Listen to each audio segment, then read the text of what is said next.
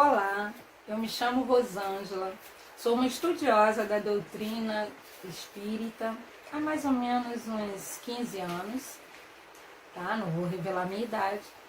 E a pedido dos amigos da Casa Francisco de Paula, hoje eu vou trazer um tema sobre a nossa doutrina espírita, a doutrina dos espíritos.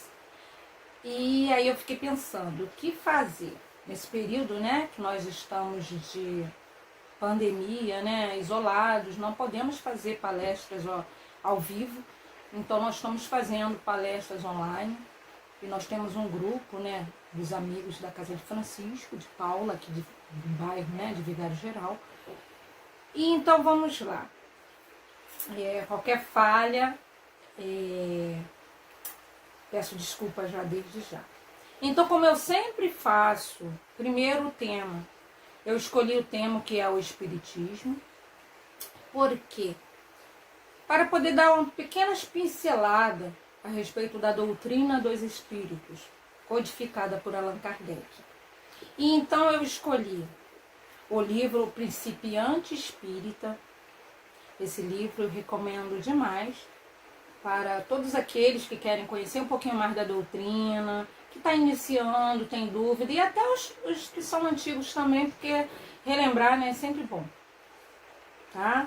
Então, através dele, depois que eu falar um pouco, conversar um pouco da questão da origem, da doutrina, eu vou abrir aqui, eu selecionei algumas perguntas do próprio livro, o Principiante Espírita, irei ler as perguntas feitas por Kardec e as respostas pelos amigos espirituais. Então, como todo início, tanto de uma palestra, eu sempre costumo escolher uma página para ler de abertura. Então, eu escolhi do livro Páginas de Edificações, esse livro é antigo, e tem várias compilações, várias reflexões de vários espíritos, inclusive de pessoas que são de autor, né, desconhecido e de alguns conhecidos. Então, esse, por exemplo, que eu vou ler um, então, no início agora e um no final, para fechar o estudo. Ok? Então, vamos lá.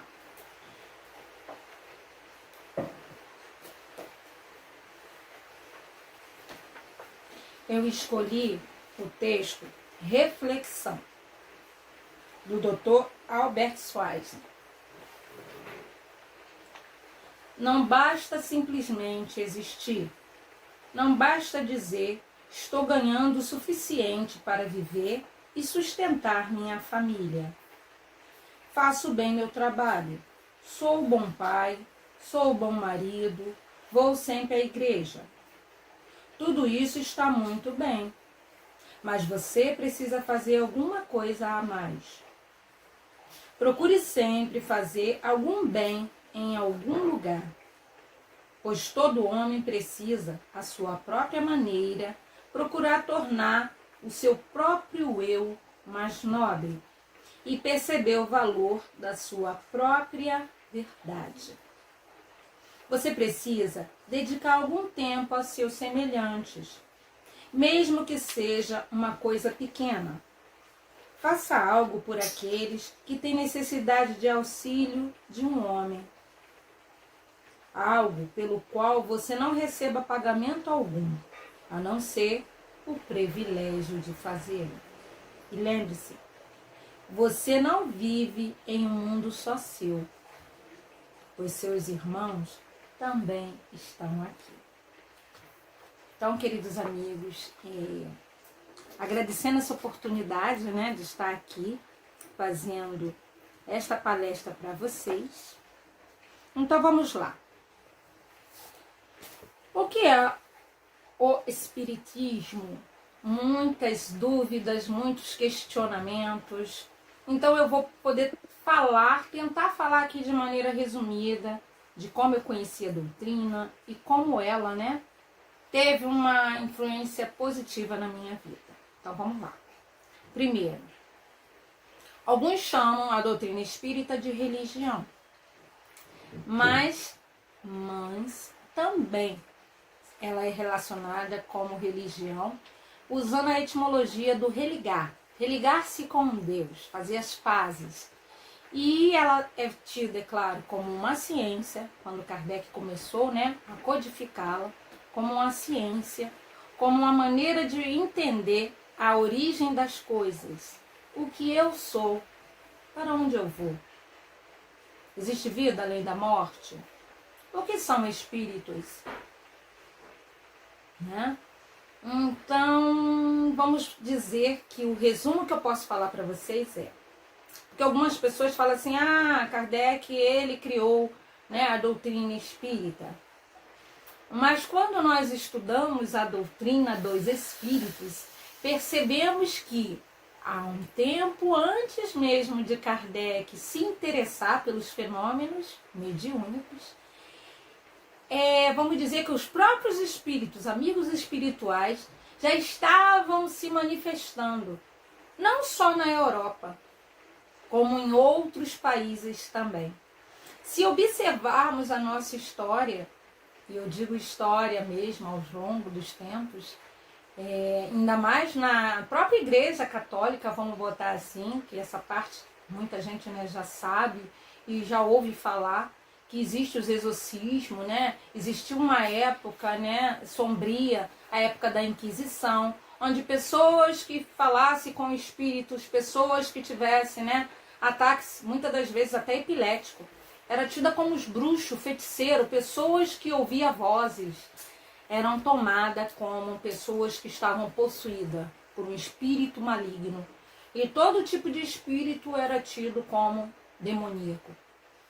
Então vocês notam que essa visão do medo do invisível sempre existiu.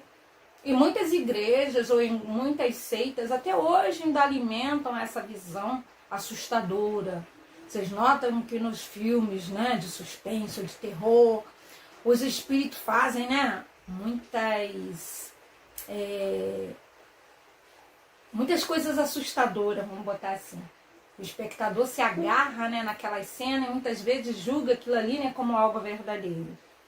Quando eu fazia estudo de evangelização com o grupo jovem de mocidade, da casa onde eu frequento, que eu, né, antes estava frequentando, eu me lembro que uma das coisas que eu sempre falei com os jovens foi: vocês já viram em algum jornal, algum anúncio, espírito tal mata fulano?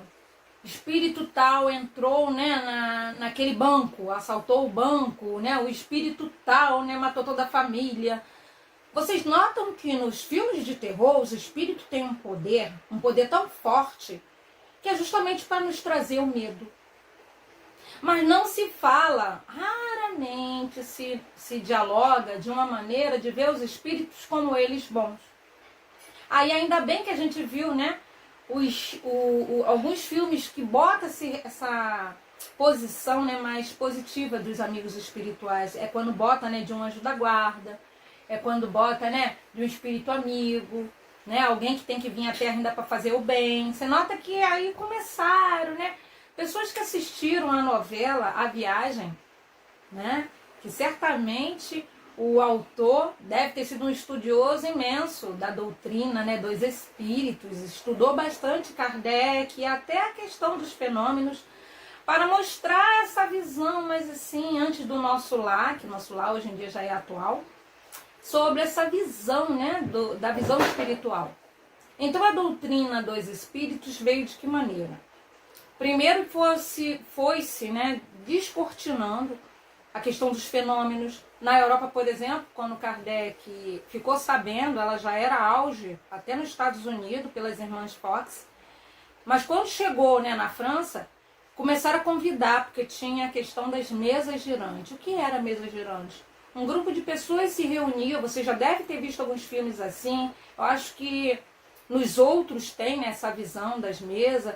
Outros filmes já foram feitos também, né, dessa visão, né, de ter um médium, né, e que as pessoas colocavam a mão em volta da mesa, por cima, e a mesa começava a levantar. E parecia que a mesa às vezes até subia, até o teto mesmo. E aí as pessoas, naquela época, né, já tinha diminuído essa visão de que é o demônio. Ainda mais França, né, Cidade de Luz.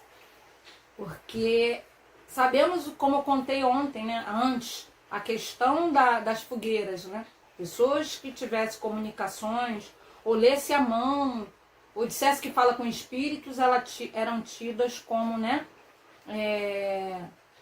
Fizeram um pacto com a coisa ruim, não era assim que era vistos? Então Kardec, quando soube da história da mesa, a mesa ficou como uma brincadeira. Isso eu digo lá na França. A brincadeira das mesas girantes virou moda. Igual vocês notam que tem essa questão do copo. Aqui no Brasil, muita gente ficou fazendo a brincadeira do copo, né? Com as letras. Aí fizeram filme de terror mostrando, né? E eu acho que até não é algo tão legal para se brincar, não, tá? Mas voltando aqui, por quê? Porque eu acho que não devemos brincar com aquilo que desconhecemos e também, né? Ser desrespeituosos com aquilo, né? Oculto. Mas como eu falei antes, é só vocês pensarem. Porque se isso, dessa questão dos espíritos, quem mais faz mal para nós? Estando no corpo físico, nós somos mais perniciosos, somos mais malvados, fazemos coisas muito cruéis com o semelhante, mais do que o próprio espírito. Mas então, Kardec não acreditava nessa história de mesa inteligente, porque mesa não tem cérebro. E aí ele foi pesquisar.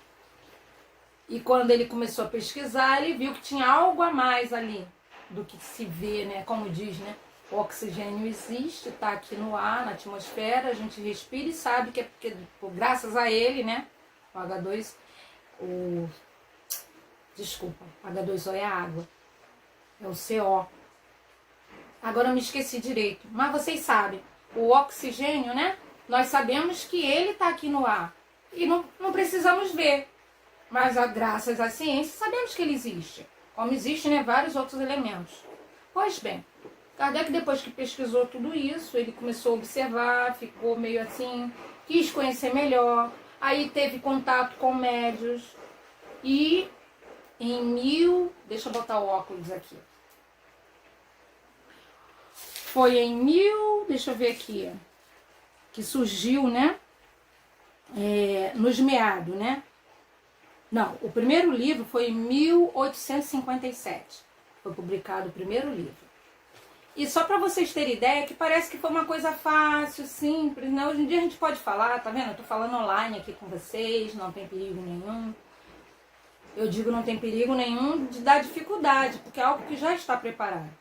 Mas a dificuldade que Kardec teve naquela época não foi fácil. Dele criar uma metodologia, dele mostrar o lado sério dessa questão, né, dos espíritos, e que existe sim médios sérios e existe médios charlatões. E aí vem uma coisa interessante, porque através de um espírito do qual foi denominado como espírito de verdade, ele falou para Kardec que não ia ser fácil, que se ele abraçasse essa causa, né, essa missão, não ia ser fácil para ele. E que ele ia, né, como se diz, ele ia passar por grandes tribulações e que iam atacar ele de todas as formas. Mas ele foi corajoso, ele pensou em desistir, mas segurou e foi até o fim. Então eu vou ler um resumo para vocês notarem que através daí, depois que ele fez, né, as obras, o Livro dos Espíritos, aí teve a questão, né, e a ideia, 2 anos depois, 2 anos?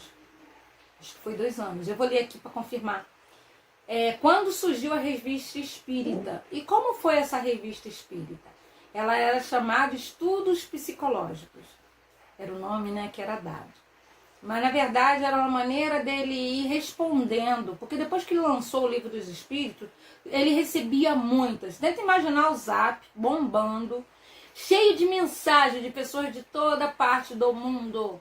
Então ele começou a receber cartas de vários países, de várias pessoas, de vários tipos de pessoas, independente de classe, dizendo, né, eu vivia isso, eu comprei o livro, eu li, agora eu me esclareci, tirou muitas dúvidas, e aí ele percebeu que ele precisava dar continuidade, né, a compilação, a continuar atirando as dúvidas. E aí ele teve a ideia de lançar a Revista Espírita. E aí, só para vocês verem a dificuldade, eu vou resumir aqui a leitura, que é nesse livro aqui. Quem quiser, esse livro aqui não é espírita, Esse livro, na verdade, é uma biografia de Kardec, feita por um brasileiro, Marcelo Souto Maior. Ele, inclusive, é o autor das Vidas de Chico Xavier. Então, ele fez esse livro aqui em cima de pesquisa. Então, não pode dizer assim, ele é um espírita que está puxando sardinha, né, para doutrina, né? Então, eu gosto de ler esse livro porque ele tem, né, pedaços, notas que foi pesquisada, entendeu? Da época de Kardec, e ele traz aqui nesse livro. Então, eu recomendo também. Mas, como eu falei, o principiante, a pessoa que não tem muito conhecimento, é legal tentar, né, conseguir ou baixar em PDF, né, o principiante espírita ou o que é o espiritismo. São pequenininhos, tá vendo? Assim, é fácil de ler. Então, vamos lá. Eu separei essa questão da revista espírita, que eu achei muito relevante. Então, eu vou ler primeiro para vocês, né, e depois eu comentarei. De vez em quando, né, o título aqui é A Revista Espírita. De vez em quando, Kardec relia a mensagem que ele recebeu do Espírito de Verdade sobre a sua missão, da qual estava escrita: não acreditei que te sejas bastante publicar um livro, 2 ou 10 livros, e estareis sossegados em tua casa, pois é necessário que te mostre no conflito. Vocês estão vendo? Não disse que depois que você escrever X livros, você já estaria liberta, ia viver bem, né? Não? Ia voltar, né? Tipo assim, missão cumprida. Não. O texto o ajudava a seguir em frente, apesar das críticas e dos riscos crescentes. Com o sucesso do Livro dos Espíritos, né? Quando cujas vendas aumentavam a cada dia, Kardec começou a receber cartas dos leitores de toda a Europa, e gente até sem fé, ou católicos devotados, ou pessoas devastadas com a perda de suas famílias. Elas enviavam relatos sobre o impacto da obra que fez em suas vidas, e também sobre a pressão exercida na época pelos padres e bispos contra o sacrilégio da necromancia. Necromancia é falar com os mortos. Isso tem, entendeu? Inclusive na Bíblia Antiga falando sobre isso. Então os padres usavam medo, lembra que eu falei dos filmes de terror? Para dizer que aquilo ali, né, era errado. E Kardec vai e lança algo audacioso, né? O Livro dos Espíritos. Então, os padres fizeram uma grande, na época, né, uma grande campanha contra o espiritismo. Mas aí as pessoas, vendo o que estava escrito dentro, tiveram coragem de comprar o livro e ler, viram que não falava de coisa ruim e nem fazia a cabeça de ninguém para o mal. Então, continuando. E naquela época, olha que coisa interessante, muitas jovens, como a irmã, né, estava sendo internada em manicômios pelas famílias, tá? E com apoio de médicos e padres da época. Porque elas eram diagnosticadas como vítimas de delírios histéricos e possessões demoníacas, atribuída, né, às práticas espíritas. Então, na verdade, olha a dificuldade que Kardec teve pós, né, ao lançamento do Livro dos Espíritos. Porque só para vocês terem ideia, eu vou resumir um pouquinho aqui, que nesse livro tem isso também explicando. Quando foi dado a palavra mediunidade, os médicos daquela época diziam que uma pessoa que desenvolvesse essa questão de falar com os espíritos, né, de dizer que ouve vozes, se comunicam, elas na verdade estavam tendo histeria, ou elas tendo, no caso, né, a parte mais dogmática, elas estariam sendo possuídas por espíritos malignos ou espíritos diabólicos. Então, começou a ter esse ataque contra, né, a doutrina e contra o livro, né, dos espíritos. Mas as pessoas, ainda assim, com medo ou não, elas iam pesquisar. E na casa espírita, muitas das vezes a gente fala que quando a pessoa vai procurar a doutrina espírita, quando não é pelo amor, ela vai pela dor. E aí eu sempre fiquei pensando, como assim pela dor e pelo amor? É que pela dor, eu vou falar primeiro pela dor, tá? É que pela dor, geralmente é quando a gente perde um ente amado, quando a gente está desesperançado, às vezes com medo, né? Como é que fica aquela pessoa depois com a morte? Lembra que eu falei da doutrina no início? O que somos, né? Para onde vamos. Então, muitas das vezes as pessoas, pela dor, procuram a doutrina, as casas espíritas, até para receber, às vezes, uma psicografia, uma escrita do além, uma mensagem do além. E quando é pelo amor, é quando a pessoa, após ler, como Bezerra de Menezes, né, o médico brasileiro aqui, que tinha o título de médico dos pobres, quando ele recebeu o primeiro exemplar do Livro dos Espíritos, e mesmo sendo um católico fervoroso aqui no Brasil, ele já estava formado ou fazendo medicina, ele começou a ler o Livro dos Espíritos, ele se sentiu tão... É igual quando a gente lê um livro e se sente identificado com aquele conteúdo, com aquela mensagem que aquele livro está passando. E aí o Bezerra ficou apaixonado pelas, vamos botar assim, pelas dissertação, que a doutrina, né, tirando o véu de coisas que muitas das vezes pelo medo, né, de seguir adiante. Então o Bezerra de Menezes também, de família, né, católica, e ele era fervoroso. Então quando ele assumiu mesmo essa questão, né, de ser um estudioso, um palestrante, ele realmente ajudava a subir os morros na época, para poder ajudar as pessoas, não cobrava muitas das vezes, né, porque eram pessoas pobres. E Bezerra de Menezes se reconheceu na doutrina, entendeu? Ele dizia que quando ele terminou de ler, que ele sempre foi espírita e não sabia. Então, só para vocês terem ideia, o medo que causou. Então, até no Brasil também, para a doutrina espírita chegar aqui, o Livro dos Espíritos chegar aqui e poder ser colocado em público, falado, como eu estou falando aqui com vocês, sofreu muito preconceito, sofreu muita difamação, sofreu muitos ataques. E interessante é que, na questão, já que eu estou resumindo, tá, gente? É para ver se vocês abrem o interesse, aqueles que não conhecem a doutrina, têm o interesse de querer pesquisar um pouquinho sobre ela. Você conhecer a doutrina não vai se tornar um espírita, mas poderá se tornar um homem de bem. Por que eu disse não vai se tornar um espírita? Porque para você ser um espírita, a primeira regra é se tornar, tentar observar suas más inclinações, suas más tendências e tentar ser uma pessoa melhor a cada dia. E isso não é fácil. Podemos usar o nome, eu sou espírita, só de boca, mas de repente meu coração não está nem aí. Às vezes eu não estou nem tão solidário, eu não estou nem tão tolerante, porque uma das chagas maiores que no Livro dos Espíritos é falado, da humanidade, é o egoísmo e a inveja. Nós somos egoístas como seres humanos, né? E homens de bem, muitas das vezes, são atacados. Vide Jesus. A doutrina ela é muito focada nos preceitos do Cristo. Tanto que Kardec sentiu a necessidade de fazer o Evangelho segundo o Espiritismo. Eu recomendo também para quem quiser ver a parte mais assim religiosa da doutrina, porque mostra várias passagens de Jesus, vários textos, né, do Novo Testamento, e aí ele coloca um embasamento na visão da doutrina espírita, dos espíritos, como é visto aquele texto, aquele tema do perdão às ofensas, fora a caridade não há salvação, né? Ninguém poderá ir ao reino de Deus, né?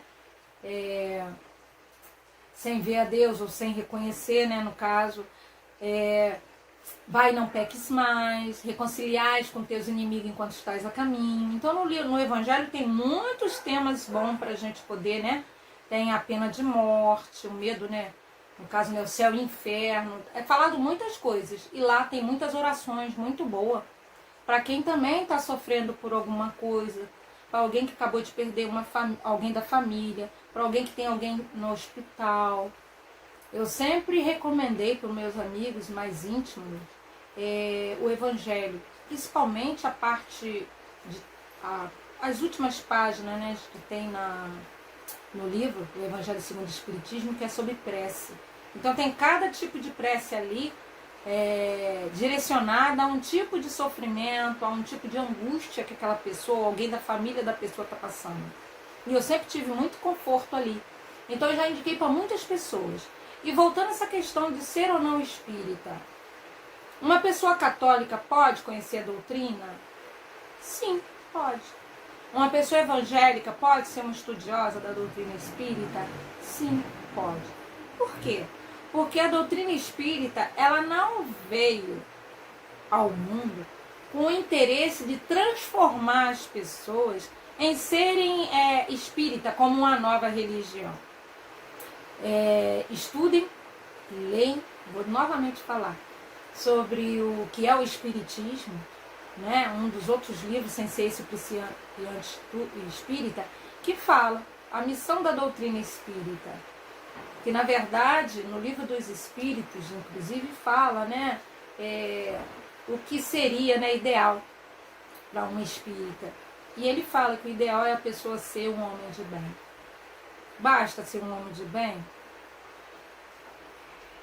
Se o mundo que a gente está vendo atual, ao nosso redor, onde tem tanta briga, tanta mentira, tanta injúria, e a gente pensa que isso aqui é agora, é desde que o mundo é mundo. O homem se degladia, o homem sempre tenta se destruir. As pessoas brigam, seja por política, por religião, por cor, que isso? Por classe social. Então vocês notam que nós vivemos ainda como o velho mundo. E na doutrina a gente tenta desconstruir o velho mundo e tenta ser uma pessoa melhor. Então eu vou ler algumas pequenas, porque o tempo é curto. E deixa eu falar quando foi lançado a primeira revista, resumindo, né? Que eu comecei e parei. Pela mão da jovem Hermance vieram um aval do além, porque Kardec ficou querendo lançar a revista espírita, tá? Ele queria lançar como um periódico mensal, como um jornal. Só que, né, a pessoa que ia apoiar ele mudou de ideia. E aí ele ficou pensando, como é que eu vou lançar? Eu preciso. Mas aí ele foi pedir aval, né, um apoio. Se a espiritualidade estava a favor, né, dele manter mesmo a revista dos espíritos, a revista espírita. E olha qual foi a resposta através da médium, né? Hermance. A ideia é boa, tá? Aí ele ainda continua o espírito, né, que deu essa resposta a Kardec. É uma série de conselhos para atrair a atenção do público. E aí ele fala, os amigos espirituais falam através dessa médium. De começo, deve cuidar-se de satisfazer a curiosidade. Reunir o sério ao agradável. O sério será para atrair os homens de ciência. E o agradável para deleitar o vulgo, quer dizer, as pessoas mais simples. Em suma, é preciso evitar a monotonia por meio da variedade. Congregar a instrução sólida ao interesse geral. Então, a Revista Espírita, ela foi criada de uma forma... Eu não sei quantas vidas eu teria que ter para ler todas as obras direcionadas, né, da doutrina espírita. Mas todas elas que eu leio, quando releio, são como muito gratificantes. E eu recomendo. Então, continuando, né? Kardec chegou a pensar abandonar, né, o trabalho que ele era, né, pedagogo, tá? E de contabilidade, ele trabalhava nesses 2 empregos.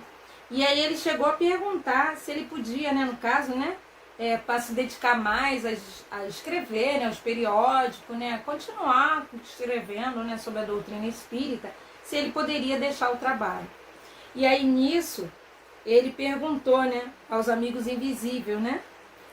E aí acabou que os próprios amigos espirituais falaram para ele que por enquanto ele não devia abandonar coisa alguma, porque há sempre tempo para tudo. Então Kardec não pôde largar naquele período, naquele momento, o trabalho dele para se dedicar exclusivamente, né, à doutrina espírita. E sendo que ainda assim, mesmo assim, ele mesmo investiu, né, na mesma impressora, na mesma gráfica onde foi lançado o Livro dos Espíritos, ele mesmo investiu no próprio bolso, junto com a Amélie Baudet, a esposa dele, para poder conseguir publicar a primeira edição, né, que foi, deixa eu ver aqui,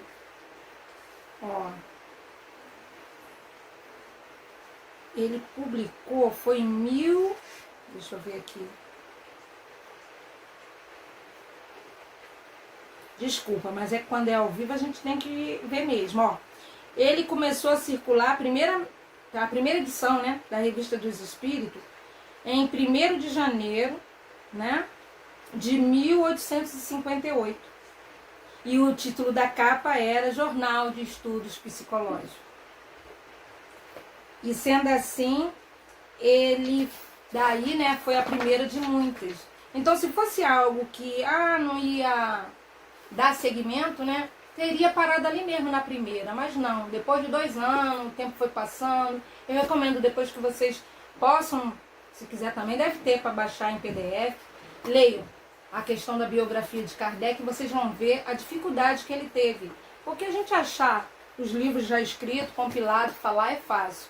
Agora, imagine então, né, a dificuldade que foi para ele poder, né, lançar e dar seguimento, né, à sua missão, que era realmente não criar, ele não inventou doutrina, os espíritos espirituais, né, os amigos espirituais escolheram Kardec, né, como alguém que iria desmistificar, abrir o véu, né, do que vem além.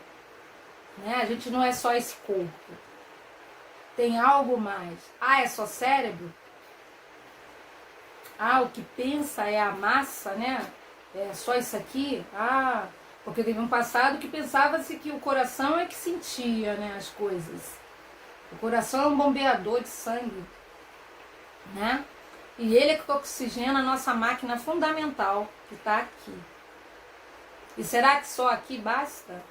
E o que falar de vários relatos de pessoas, né, sendo operadas, né, pessoas que estão em coma e ver sua família e ver as pessoas, né, que estão às vezes ela sendo operada e elas acompanham, narra inclusive, né, a roupa que às vezes um parente tá, a palavra que alguém falou. Isso se chama um desdobramento. O espírito, né, está às vezes se sentindo no alto, visualizando tudo que está acontecendo ao redor. Mas, para alguns é delírios, né? É uma expansão da mente. Eu recomendo que vocês possam, né, fazer a leitura. E então eu só vou mesmo falar agora, porque o tempo é curto e já está quase chegando no final, algumas perguntas e respostas, só para aguçar a curiosidade de vocês. Não vou me atentar rápido, não. É que eu separei só algumas, tá? Algumas pessoas pensam, né, que os espíritos, né, assim que morrem, né, lembra a história? Vai pro céu. Se é bonzinho, vai pro céu. Se é ruim, vai pro umbral, pro inferno. Ou então aí criar um umbral, né? Vai ficar no meio termo. Né? Isso aí, vendo a história, né, como foi criado o céu e o inferno e depois o purgatório, foi criado depois. Porque ficava meio inexplicável essa questão, né? Uma criança que nasceu, nunca fez mal a ninguém, como é que ela vai para o inferno? Mesmo, ela não foi batizada, ela vai para o inferno. Então criaram-se o purgatório. O espírito fica um tempo ali. Pois bem, isso aí é outra história, dá pano para manga, até para outro estudo. No caso, no tema, né? O céu, o inferno e os purgatórios. Mas não é o caso. Mas muita gente pensa que a pessoa morreu, ou ela vai ser boazinha, vai para o céu, ou então que aquele espírito, porque não está mais no corpo físico, né? Morreu, os espíritos nós chamamos de desencarnou, saiu da carne, que eles passam a ser mais inteligentes, eles passaram a ser pessoas sérias, ou que eles, né, ficam mais iluminados do que ele era quando era aqui. E a resposta que eu posso falar é: espíritos fora da matéria, se ele tem um conhecimento vago, um conhecimento limitado, ou suas ações foram um tanto duvidosas, não era uma pessoa tão de bom coração assim, quando ele deixa a carne, ele vai continuar sendo aquele espírito que ele era. Por exemplo, um espírito brincalhão, alguém que era, né, não queria nada com a vida. Por que ele vai ficar sério? Só porque ele deixou o corpo físico, ele passou a ser sério? Então, tem vários questionamentos. Uma criança, como pode? Como se explica uma criança, né, que em tenra idade já é bem mais avançada que muitos adultos? Às vezes uma criança numa família de pessoas simples, tem uma inteligência a mais do que aquele pai e aquela mãe. Se torna, às vezes, uma criança letrada, né? Uma criança que chamam, né, de gênio. Na doutrina, a gente já estuda sobre isso, tira muitas dúvidas sobre isso. E tem um detalhe, para resumir. Nesse aqui, inclusive, os amigos espirituais falam que as pessoas que pensam que quando a pessoa morreu, deixou o corpo, né, passa a ser uma inteligência, né, suprema, aí ele fala que é um grave erro. Pois não sendo senão a alma dos homens, o espírito não alcança a perfeição logo que deixa o envoltório, né, o corpo, né, físico. O seu progresso só se processa com o tempo, e não é senão paulativamente que ele se desponja das suas imperfeições e corrige os conhecimentos que lhe faltam. Porque o que a gente está fazendo aqui? Olhando para trás, né, dos anos, né, dos séculos que vai passando, muitas pessoas sempre falam assim, o mundo está perdido, as pessoas não são mais morais, as pessoas estão, né, cada vez piores. Eu sempre falo, já falei isso em algumas palestras. Se você pudesse voltar no tempo, sem celular, né, sem dinheiro, e pudesse andar nas ruas, vielas de tempos atrás, e sem documento, sem carro, sem casa, vocês iam poder observar se nós evoluímos ou não, se estamos melhores ou não. O mal pode estar aqui, dentro de nós. E se para evoluir precisamos, né, compreender melhor esse mundo que estamos. Vocês notam que pedir desculpa é uma coisa tão difícil que temos, reconhecer um erro então, porque somos o quê? Egóicos, egoístas. Como? Eu pedir desculpa? Tem filhos que não falam com seus pais, tem pais que não falam com seus filhos, né? Tem parentes que não se veem há anos, ou amigos que desfizeram a amizade, se tornaram inimigos por terem opiniões diferentes. Onde está a fraternidade que eu li no início? Onde está a solidariedade? A doutrina ensina isso. Nos ensina, como eu falei antes, a ser um pouco melhor do que éramos antes. E se a gente ainda está no mesmo patamar, é porque ainda precisamos trabalhar esse outro lado nosso. Então, para finalizar, como eu falei, eu falo demais, então eu só sugeri, vou repetir. O livro dos Espíritos, eu tenho esse na versão atual. Olha, mais de 1000 e poucas perguntas e respostas dos amigos espirituais.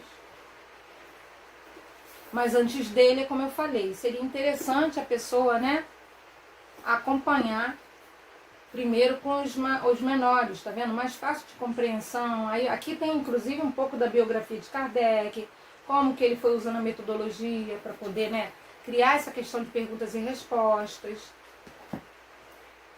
Eu sugeri também, né, a biografia de uma maneira, né, imparcial, né, desse livro aqui, porque tem muitas coisas interessantes que não tem, já que é atual, né, uma pesquisa atual, e ele mostra a dificuldade, né, muitas das vezes que Kardec teve.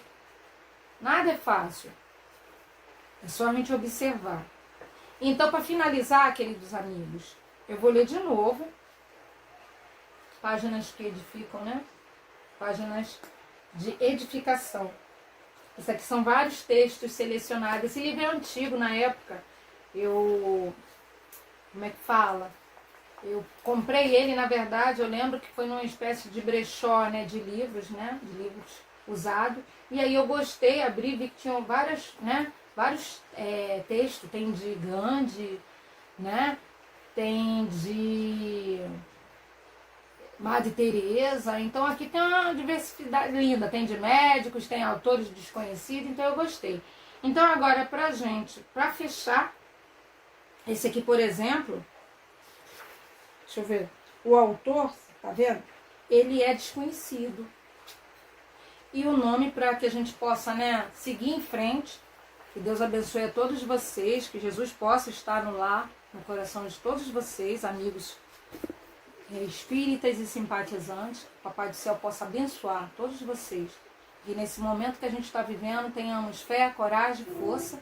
Então eu vou encerrar pedindo, primeiramente agradecendo a todos vocês e que Deus possa abençoar cada um no seu lar, na sua casa, na sua residência, e que Jesus possa abençoar todos vocês. Então eu vou ler primeiramente então o otimismo, é o nome do texto, e assim que acabar eu darei o meu adeus para vocês. Otimismo. Precisamos viver. Quem aplica lentes enfumaçadas nos olhos não notará senão tristeza e desolação onde o mundo está ostentando as cores da esperança e da alegria. A vida é bela e como é bom viver. Contentamo-nos pelas consciências de que vivemos bem e de que auxiliamos todos aqueles que precisam de nós, pelo menos de uma palavra de carinho e de conforto, de fé e de afeto e de amor. Contentamo-nos, vivemos tentando, e ajudando a viver os outros. Estaremos servindo e, consequentemente, desenvolvendo um espírito solidário, pois esse é traduzido pelo ideal de bem servir.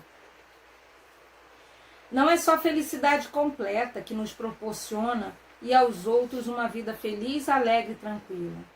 Em última análise, o que é uma felicidade completa? Apenas e tão somente um estado de espírito, um estado de graça, que conseguimos em quase uma totalidade por nós mesmos, e à custa de boa vontade.